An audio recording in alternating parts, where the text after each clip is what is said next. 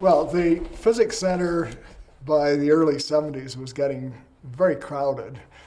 I was president from 72 to 76, and one of my first responsibilities getting here at the very beginning of the summer was to get with Bill Mensimer and his truck and pile a bunch of very heavy folding tables into the truck, and we would go out to neighboring houses, which we'd rented. The Farney House, we had Langenkamp House at one point, Marquand House, and we'd set these tables up as desks for people that we couldn't fit into Stranahan and Hilbert without tripling up.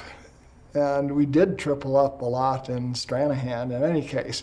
But we'd take these tables out and people would be distributed around the neighborhood. And that wasn't totally satisfactory. Some of us who were in the administration would actually take desks out there just to demonstrate that this was okay. But it was clear that we needed to do something about more space. And we were running around 90 people at a time then, which was far more than the capacity that had been planned with Stranahan and Hilbert, because Hilbert, by then, we'd already taken over a couple of offices for a library, and it was just a situation. It was clear we needed to investigate building a new building. So 73, I appointed a committee to start looking into this. In 74, we decided we would go ahead, and that meant fundraising. So another committee, Heinz Pagels was treasurer, as I recall at the time, and Heinz was chair of the fundraising committee to go out and really hit foundations and so on and try to get us some real money. Well, also that year, something very interesting happened. Walter Orr Roberts, who was located over in Boulder, he was director of the National Center for Atmospheric Research, and a biggie in that area, was also on the board of the Max Fleischmann Foundation. And he'd come over here a number of times. He'd like to hang out at the Physics Center and talk to people. And when he heard about the possibility we were going to try to build a new building, he said, well, you know, the Fleischmann Foundation is going to go out of business. So they're looking for good uses for their money.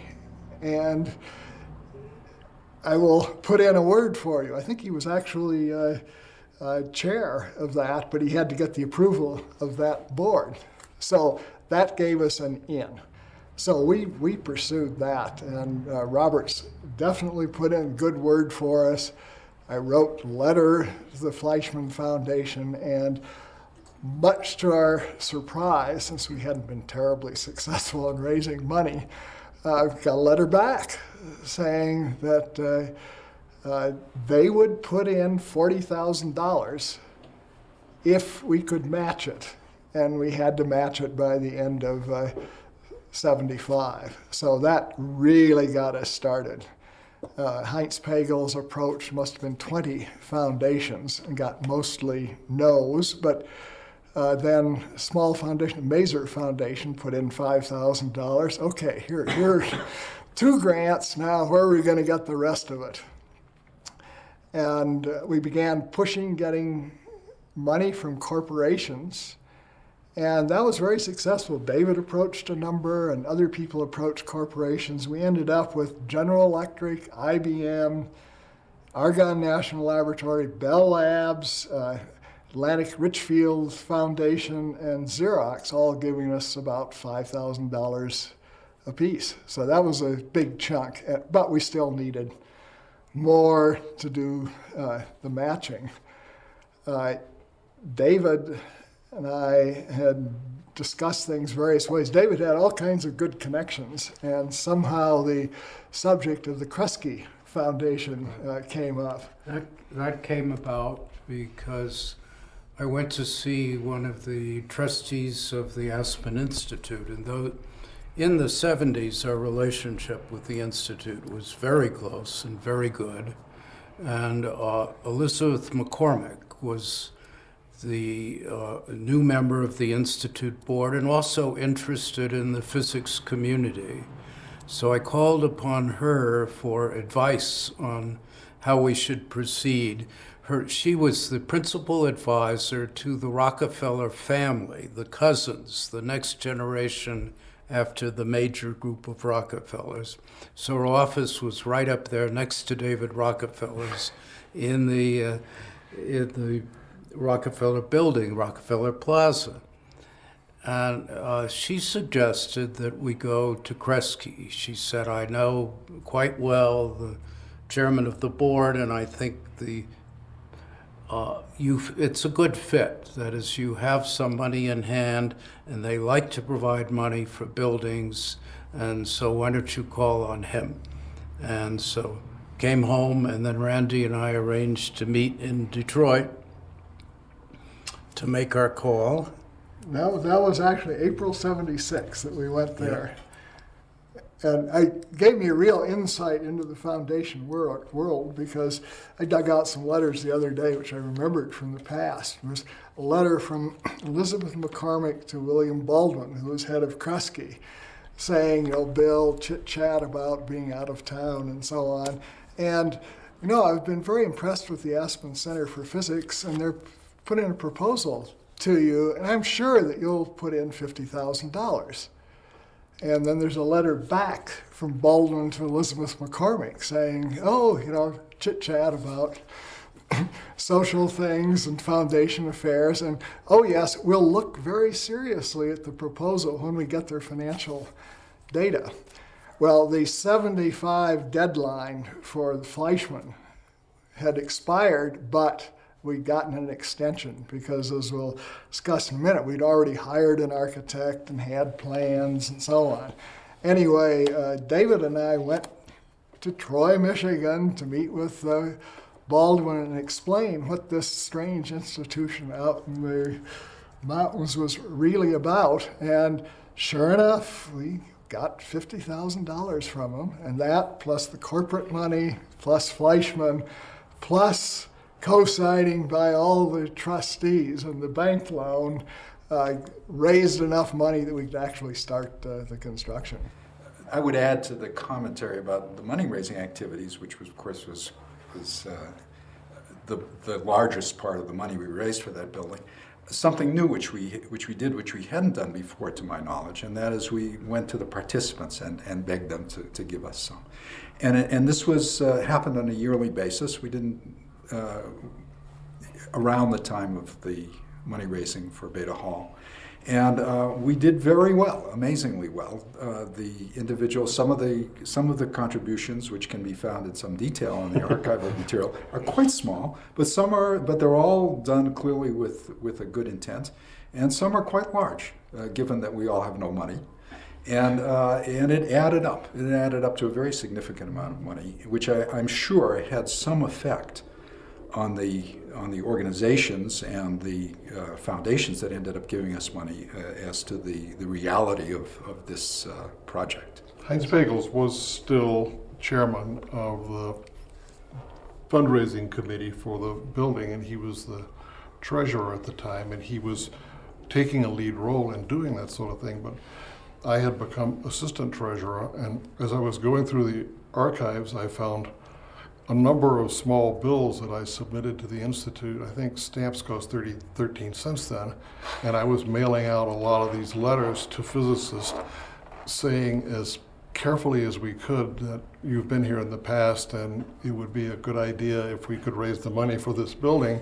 So there are several bills for $13 rolls of stamps so I could mail this stuff out. Because I wasn't daring enough to put it in the Los Alamos outgoing mail. Well, Heinz really did approach a very large number of foundations. There are many, many letters back and forth, and it was not terribly successful except for the ones we've already mentioned. But he did a really outstanding job, and especially in getting, with help from other people, getting the corporate associates going, because the corporate associates continued for quite a number of years until large corporations fell on hard times. Bell Labs, for example, was one of the contributors, and they fell on hard times and just stopped contributing. And various other organizations dropped out eventually, but they were there when we really needed them. So am I to understand that Heinz was the person who made contact with all those, that list that you listed earlier? No, not quite. We all took turns. That is, if we knew somebody at a given place, we split it up. Yeah, David would write, say, to Bell Labs, but Heinz would provide the information on the center.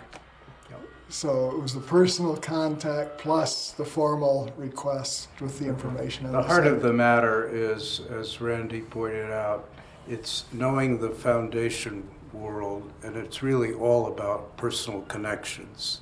That is, when you think back on it, it's because Walter or Roberts already knew some of us and loved to come by here, because Elizabeth McCormick knew some of us, and at the various corporations that became corporate associates, there was always an individual who was closely connected to one of us, or occasionally even had been at the Physics Center. Argonne National Lab, for example, which contributed for many years. He says, it's a national lab, how can they give money to us? Well, they had physicists coming out to participate in the programs here. So they contributed on some pretext of supporting a workshop with their people participating, paying for their people to be in the workshop. Yes, and in fact, the requests to some of the corporate associates had to be quite artful in that respect. We would ask in a certain way, having to do with the presence of participants. We also then, I guess, once we started having space problems and admission problems, we then had to pay some attention to whether somebody was supplying from one of our corporate associates. Yes. There was a potential downside. I don't think we ever really ran into it. We did have, I don't know if it's true anymore, but in those days we did have a small number of participants from corporations. I don't mean just the Bell Labs of the world, but from other corporate research labs who came here and spent a few weeks at a time. And that provided, I suppose, a little bit of an entree for that. Yeah. That does reflect a different era. There are no corporations who do that anymore. It is a different era. After I got to Los Alamos and I knew we needed money, I went to the head of the accounting department. I thought, well, I don't see why Los Alamos shouldn't contribute. And I was told it was impossible. And I went to the head of the accounting department, a wonderful man named Sherm Sweet, and he said, well, tell me what you're trying to accomplish. You know, a modern bureaucrat would listen to your proposal and say no and move on. He said, tell me what you want to accomplish, and I told him. And he said, look, there's a federal rule against a federal laboratory making a contribution. We can't do that. But we could become a member. We are members of various professional societies, research organizations, and so on. So he coached me. He said, why don't you put together a proposal? And so I did. I put together a list of all the people over the last few years who had participated in the programs of the Physics Center and how important it was to their research. And with a good coach, it sailed right through. And for many years after that, it wasn't a lot of money, but a couple of $1,000 a year. For many years, we simply, updated the list of participants and said how important it was and what they worked on, and it went right through. By 1975, we had the commitments from Fleischmann. We had a fair amount of money from the corporate associates. We had a small amount from Mazer Foundation, and we were working very hard on trying to get further money from Kresge or others. That summer, we were talking to Elizabeth McCormick several times, and we decided we would go ahead. We had to go ahead because the Fleischmann money was going to expire. We asked for an extension, but we appointed an architecture committee. We had to find an architect, get plans that we approved of, and then start the very arduous process of getting city and institute approval. Now, I can speak to the institute approval because I had the job of taking the plans to Herbert Bayer, calling on him in his house and persuading him that the plan was consistent with the building that he'd put up and how much we valued his input into the buildings here and respected his opinion. And besides, we intended to cover it with trees as rapidly as possible. And it worked. Well, Paul, I think you actually were the one who did Yes, dealings with architects. Yes, we looked around town because a local person was important, just from a practical point of view. The requirements of the building were pretty straightforward. It was when Randy speaks of lack of space, there were two issues. One was there was no indoor seminar space to speak of for a group of 90 people. That was completely out of the question. The only big seminar space we had at that time was the patio. It's still a wonderful space, but when it's pouring rain, it's not so hot. Stranahan had some small seminar spaces in them, much like this space we're sitting in, which is more of a place where a dozen people could get together and work. When the Institute consisted only of Stranahan, that was a perfectly adequate space. But as soon as Bethe got built, that was finished. Bethe did not include a big seminar space, so we needed a seminar space. You're referring to Hilbert. Hilbert, excuse me. And so we needed a seminar space. That was number one. And number two was the library had been jammed into one corner of Stranahan. The library grew very fast. A very familiar phenomenon to people dealing with physics libraries. There was a short period, thank God, in retrospect, in which the amount of shelf space you needed was growing faster than any pre-assigned number. And now that's over because, of course, journals are emitted electronically, and that has largely alleviated that problem.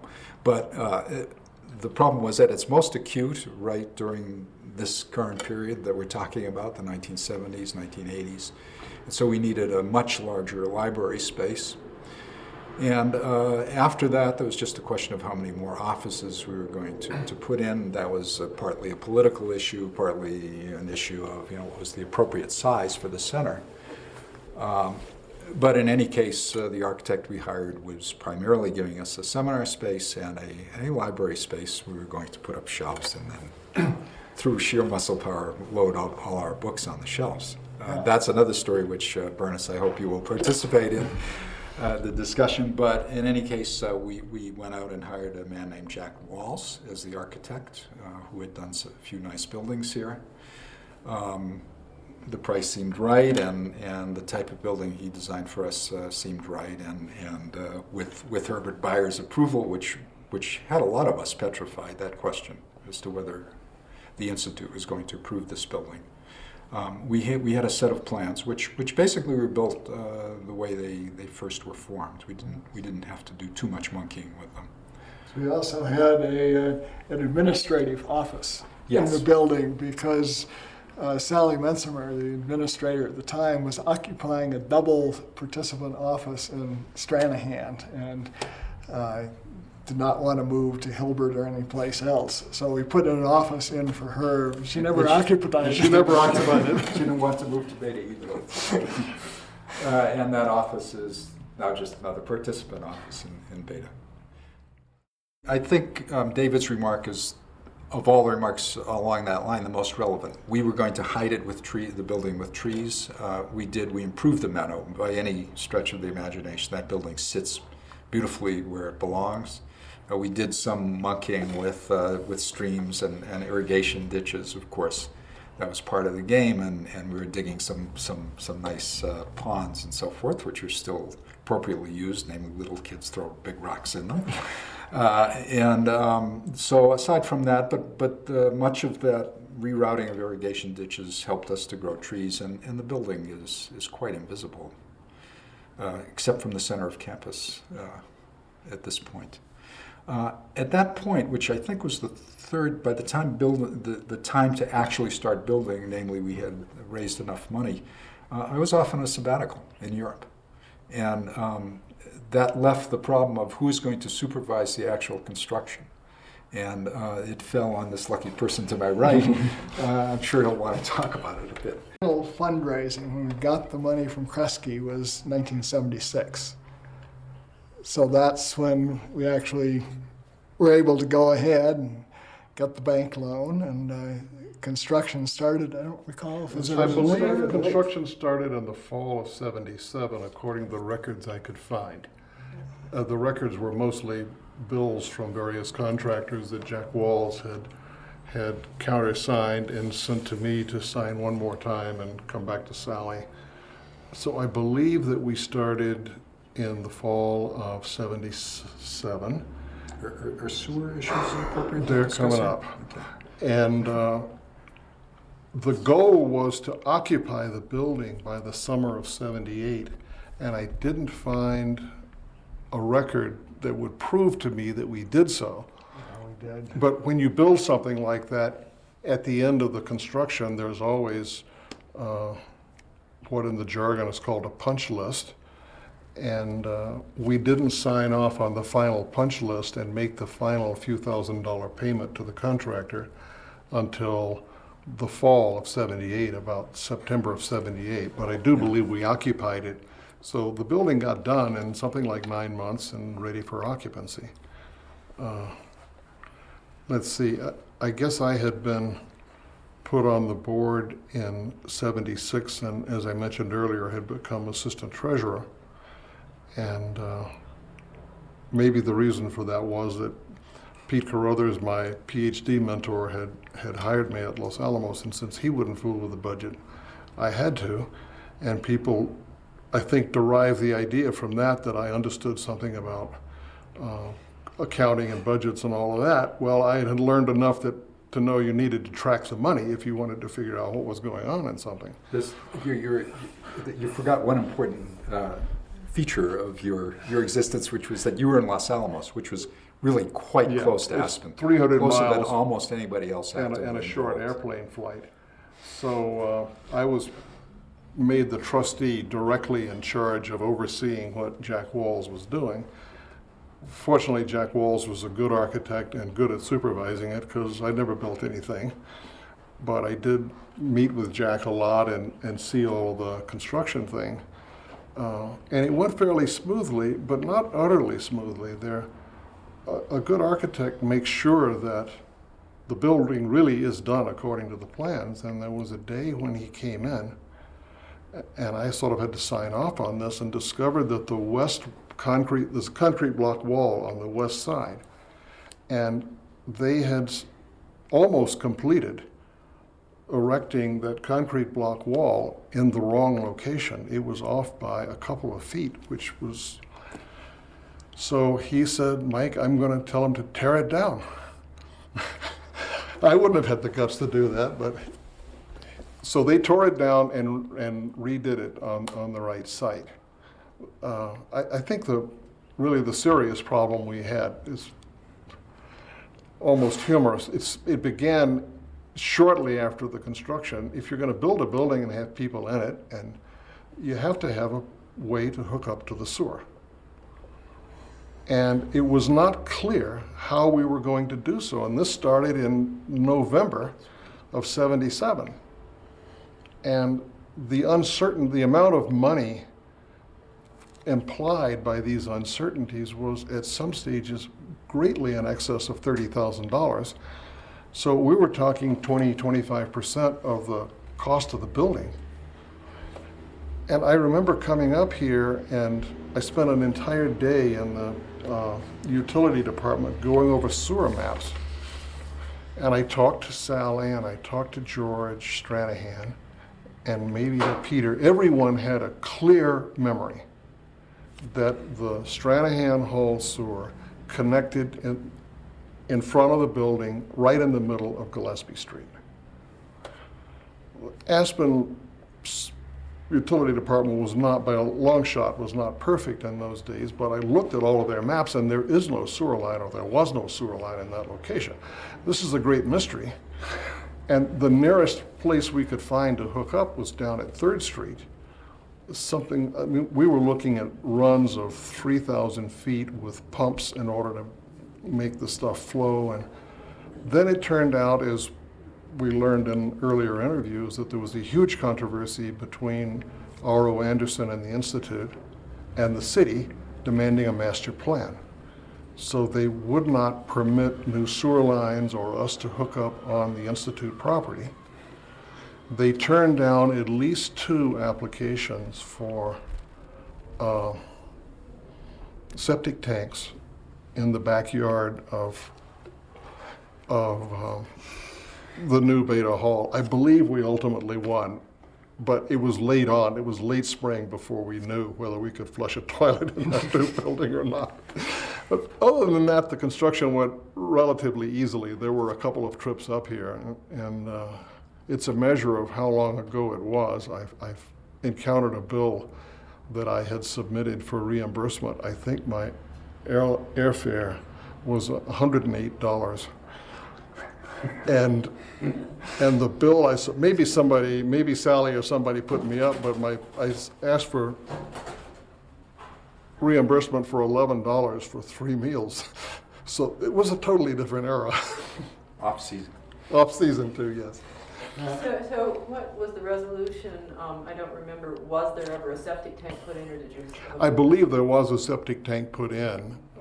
Somewhere in that era, there was, we also had, there were comical things going on. People from the city standing in sewer manholes in the alley behind Gillespie while other guys flushed dye through the Hilbert Hall system to see if it appeared there, as it did.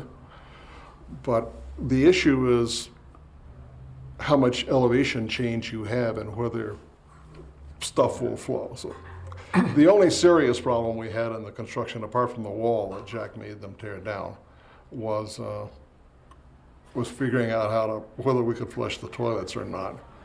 In my memory, we started construction of the building on an estimate of what it would cost, which was accurate, with a bank loan. And George Stranahan was willing to guarantee, I think it was a $45,000 loan, which was a whopping amount of money, but he didn't want to do it on his own. So every trustee took 1/nth. I don't know how many trustees there were, and some of us, 20 at the time. About 20. Paul and I, for example, had no idea where we would get 1/nth of $45,000 if called upon to do so, but we signed it anyway.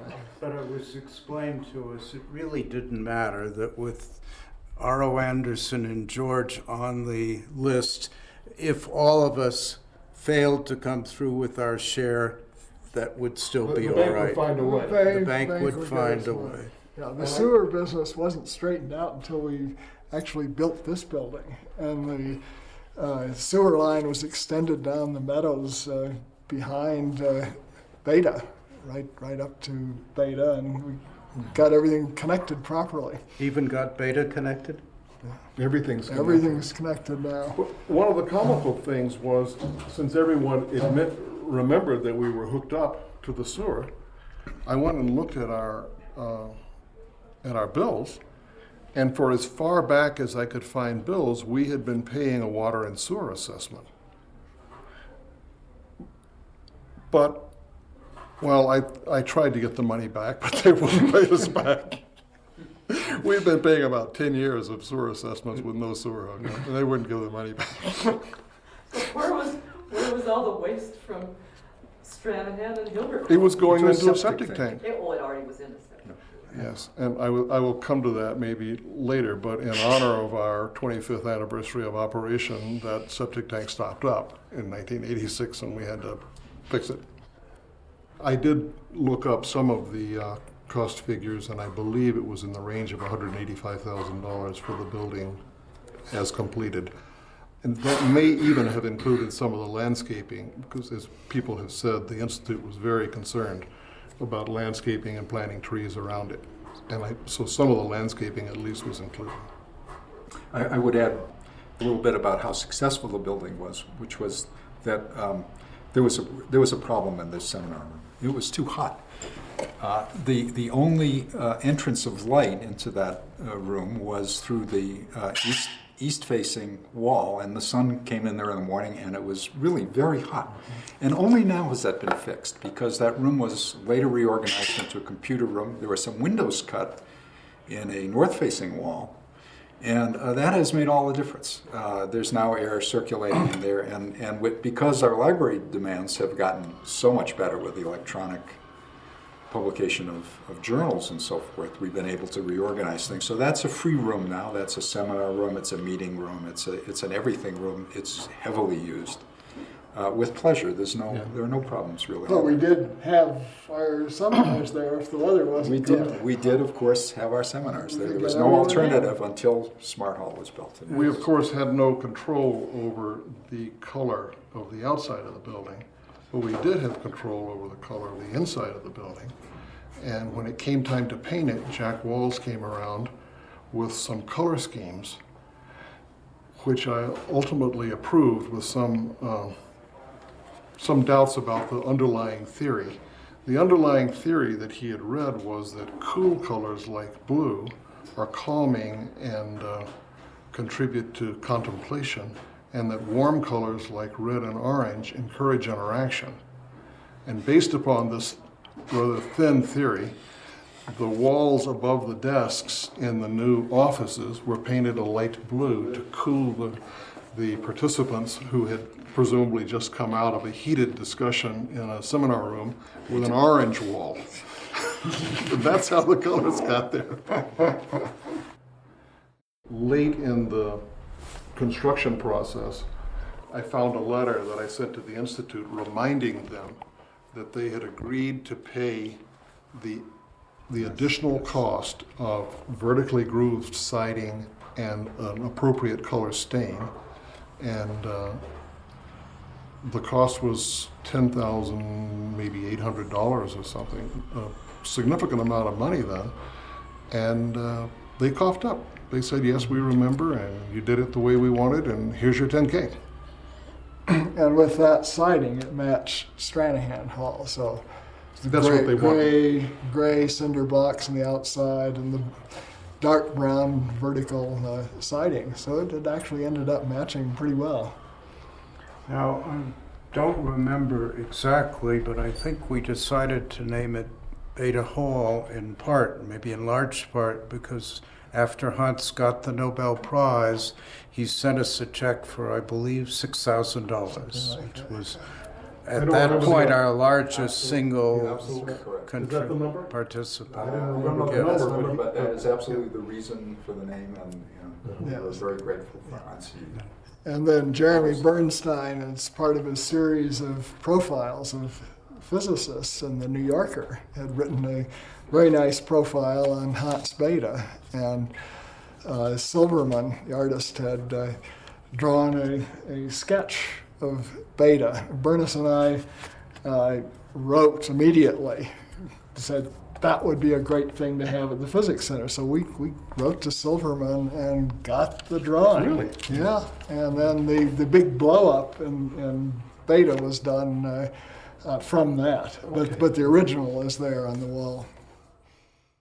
When we were relocating all of those irrigation ditches, which we had to do for trees in the building and so on, as I recall, I was talking to Jack, and we thought, as long as we're doing it, we could have a little more water on the place, provided it's not deep enough for kids to fall in and drown. So we had the people who were relocating the ditch scoop out the pond that's still there and put a liner in, and it's been a big hit with children at picnics ever since. You bet. Good place to cool watermelons. Many wet kids. This discussion underlines the ability of the members of the Physics Center to self-organize and the remarkable extent to which almost everything we did was accomplished with volunteer labor. Absolutely. And that a tradition that continues, but it certainly started in '68. I was looking up on the web our officers during that early period and discovered I'd been a vice president for 8 years. My fellow vice president for 4 years was Murray Gaman. Then I was joined by Hans Bethe, which I'd completely forgotten, yeah. in 1972. And then later on by Steve Adler and Peter Kaus and Mike Cohen. And of this group, the only one who survived past 76 was Peter, who continued as vice president until 79.